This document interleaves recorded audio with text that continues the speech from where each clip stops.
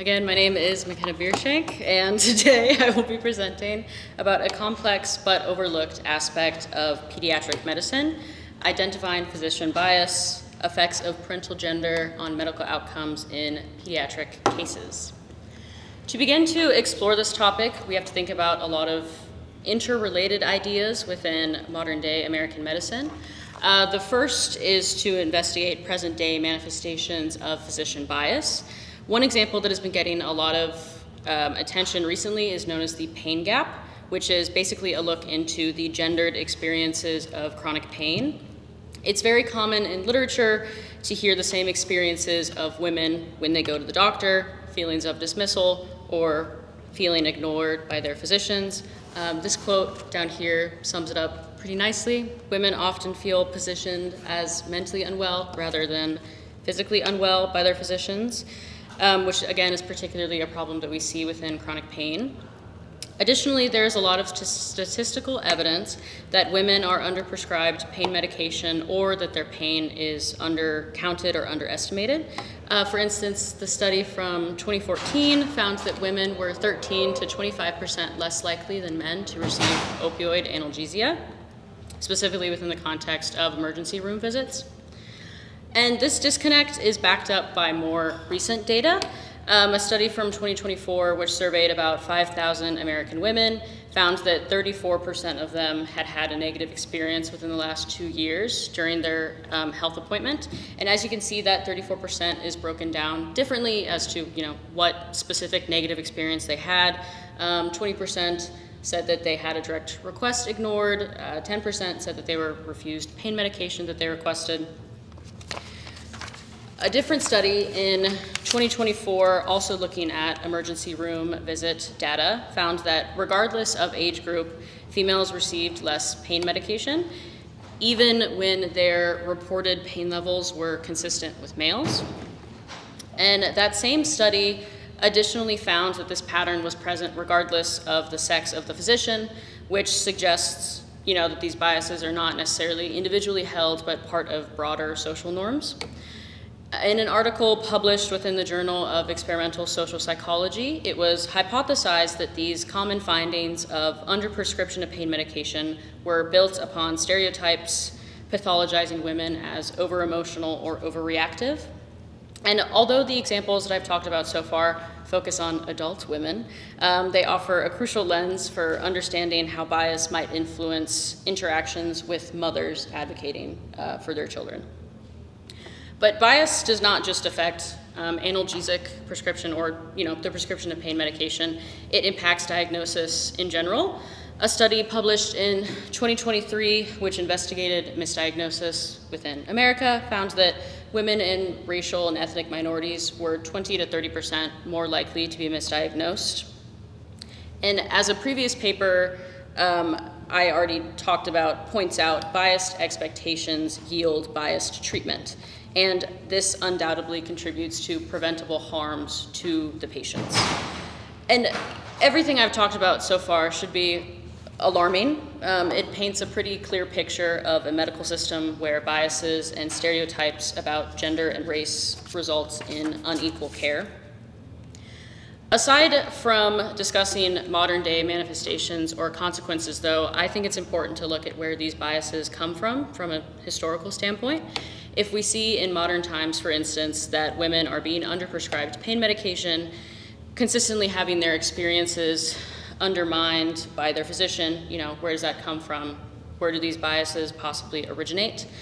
A lot of literature has linked present-day gender bias with older medical ideologies, such as the diagnosis of hysteria.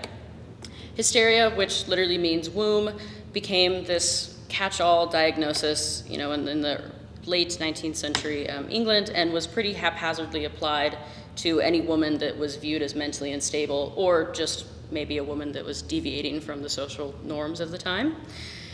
Hysteria was often explained by pseudoscientific, weird, sexist reasoning, like whatever a wandering uterus is.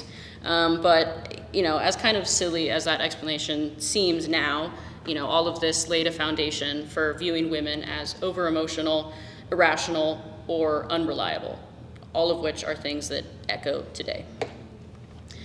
Important to note, the issues that I have been talking about, underprescription of pain medication, misdiagnosis rates, these things disproportionately affect women of color and specifically Black women. While hysteria is frequently discussed in literature that discusses gender biases, the racial dimension is often overlooked, especially within the history of this diagnosis. Historically, hysteria was a diagnosis specifically reserved for white women, as Black women were viewed as culturally or socially inept and therefore unable to become hysterical. However, as hysteria became a slightly more common diagnosis, especially within the United States in the early 20th century, some Black women were diagnosed with hysteria, although their behavior was often described with the additional modifiers of uncivilized, savage, violent. Alongside this, there are a variety of racist medical beliefs that were invented by white doctors in order to justify the dehumanization of Black people and affirm the institution of slavery. One example of that is the myth that Black people experience pain differently than white people, or specifically that Black people have a higher pain tolerance than white people. And like hysteria, these are not just old beliefs. They're not things that are far in the past. They're current disparities. One study found that physicians are twice as likely to underestimate Black patients' pain compared to all other ethnicities combined. A different study found that the risk of receiving no emergency room analgesic was 66% greater for Black patients than it was for white patients. And so with such clear statistical data to discuss and frame historical attitudes within modern medicine, there is still a distinct lack of research discussing how these biases affect pediatric care. This research for me personally started when I was a child and my brother became mysteriously ill. I watched my mom take him to countless doctor's appointments, the vast majority of which she would come back and report that she was not listened to or didn't feel like she was during the actual appointment. And, while my brother is perfectly healthy now, it was easy for me to see how his suffering was unnecessarily prolonged because doctors were not listening to my mother. And I wanted to look and see in literature if this was a problem that other people were discussing. If women are not taken seriously when they go to the doctor themselves, and this results in misdiagnosis and avoidable harms to the patient, how are pediatric cases affected if it's the mother advocating for her child? And one of the questions that arises from that is, well, how often does the mother take their kid to the doctor? And we can hypothesize that mothers are the primary ones who take their kids to the doctor based on, a combination of sociological data and kind of just a social understanding of the societal pressures that women endure. But as of 2022, 95% of stay-at-home parents are mothers. And even if mothers do work, they are still 10 times more likely to take the day off from work, for instance, to go care for their sick child. And women are still disproportionately doing more childcare, according to a 2022 report from the Bureau of Labor Statistics. Over 2021, mothers spent about 7 hours per week on childcare compared to only 5 for fathers. And this tells us, again, that most likely mothers are the main caregivers, and especially the main caregivers when the child is sick. And if mothers are the main people advocating for their children and communicating with medical staff, how are these interactions shaped by existing physician bias? One way that we see the medical system label and pathologize maternal advocacy is through the lens of Munchausen by proxy.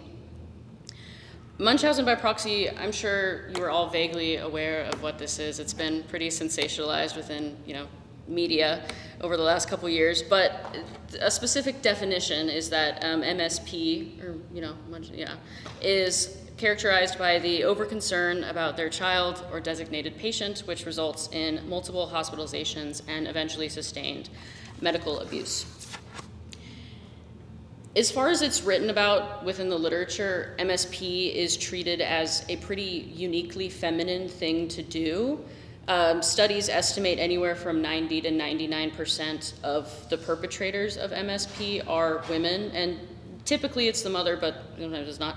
In one literature review that reviewed 75 different cases, they saw that 91% had reported the perpetrators as female, and only one of those cases that they looked at included a male perpetrator, and in that particular case, it was both the mother and the father that were implicated within MSP.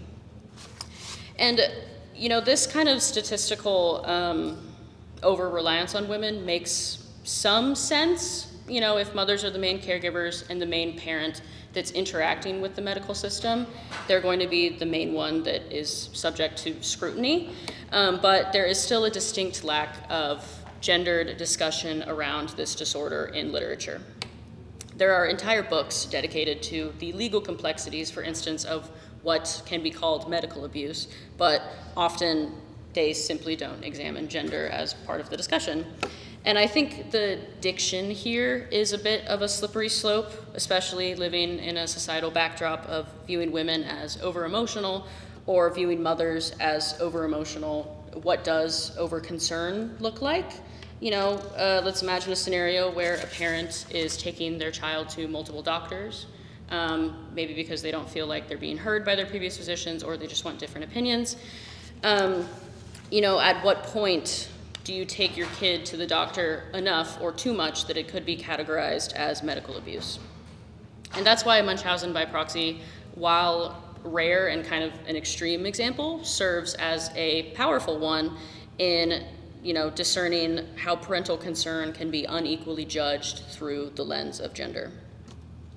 And although we don't have comprehensive data on how misdiagnosis varies, for instance, depending on the gender of the parent who brings the kid to the doctor, there is a consistent pattern of physician bias that we've seen, and it suggests that this area needs a lot more attention and research. Now, I've talked for a while about problems, but what exactly is there to be done about these? Specifically, something to answer the hypothesized issue that there are gender biases that affect pediatric cases. I advocate for the inclusion of implicit bias training within medical school curriculum. Medical school curriculum is overseen by the AAMC, or the American Association of Medical Colleges, which, like any governing body, is a slow bureaucracy that probably promises a lot more inclusive and progressive thinking, but may take a lot longer than you would want in order to actually implement their promises. But various studies and pilot programs and specific classes that have been implemented within individual medical schools are promising. A study published in the Journal of Medical Education and Curriculum Development stated that their implemented gendered medicine program was successful in changing students' minds on the gendered experiences of medicine.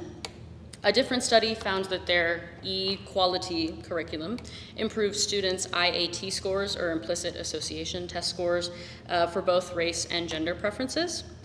Just to kind of give you an idea of the scope of these programs, the E-quality one was about 50 hours of either new or altered material, including lectures, group discussions, or problem-based learning.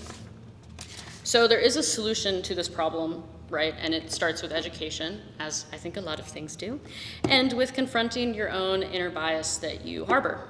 Issues of injustice, prejudice, and bias don't go away if you ignore them. You have to educate yourself while unlearning bigoted beliefs. If biases are not recognized within our society, medicine will never advance.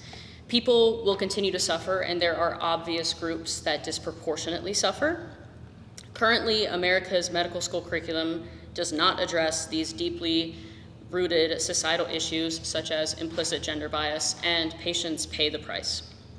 I think that throughout this research, I've seen that my mother's own experience probably wasn't rare, but rather a reflection of larger systemic issues that affect countless families. But we have the opportunity to learn, identify, and rectify these biases through academic research and education. Thank you.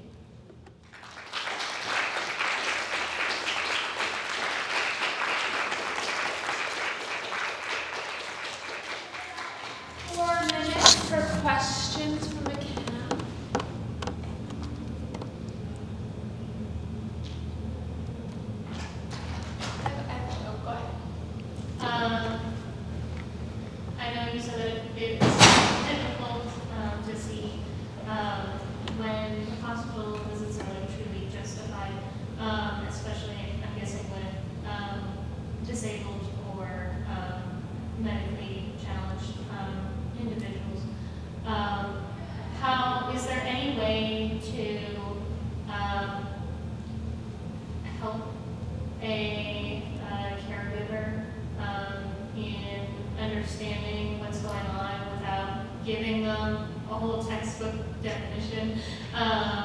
Or is there a better way that, or any sort of training for, to give the same quality of care to a parent caring for a disabled child? I'm not sure I understand your question. Could you rephrase it a little bit? I guess, what are the challenges for do you know of any challenges between a regular child needing care versus a child who has a disability or a medical challenge? Can't say that I do, but I would assume that there's, possibly, an added layer of bias there that the physician may hold that affects the actual care that that person is receiving. Yes, Dr. Bainham. Given that we live in the society that we do and we have medical practitioners that we do, what advice do you have for patients, especially female patients, to advocate for themselves, or how do you suggest they try to address these disparities other than just knowing that they exist? Is there anything that you would suggest that patients do? I think personal advocacy will only get you as far as the physician is willing to listen. So I think if anything, but then it becomes, an accessibility issue, and if you have the time or the money to go out and to try different doctors and see which one will actually pay attention to you. But, unfortunately, that's kind of, that's what I would say, is that, if you're able, try and build, an open conversation with the physician that you trust. So I've seen data about women being not as well treated for heart disease. And so I've told my students, if you feel bad, don't wear makeup to your appointment. You might actually look better. If you feel bad, make sure you look bad. Because I think sometimes people have feel that they need to look a certain way, or they want to please people, they don't want to look like garbage. So that's my advice to my students. If you feel bad, make sure you look bad. Because they all think that you're complaining. Yeah. No, yeah. I mean, especially, if there's data saying that they already view women as, kind of dramatizing their pain, it might be good to, then I'll dramatize it. I don't know. I have one more question. Do you know the frequency of Munchausen by Bronson cases that were actually like the child was disabled? Oh. Or any examples? No, there's very limited consistent data on even the amount of cases of Munchausen, yeah, because it can be very, very highly contested from a legal standpoint, and so it's definitely rare, but as far as the actual numbers of, confirmed cases, it's not black and white, it's all gray area, and it's very difficult to have actual numbers on these things. Same with Hannah again.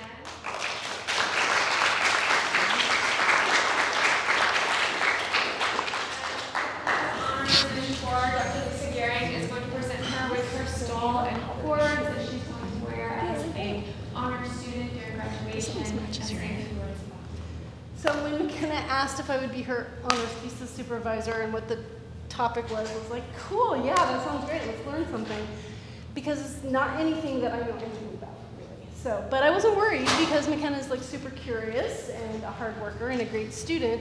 So I knew she'd do a great job. And she has already done a biology research project, a chemistry research project, and then she picked something different for her honors thesis. So she has this curiosity that is really fun. I think you can also see from her presentation that she also is fearless when it comes to advocating for equity and inclusion and accessibility for people, and she's not afraid to use her voice to make things happen, and that's something I really admire about her. So thanks, congratulations.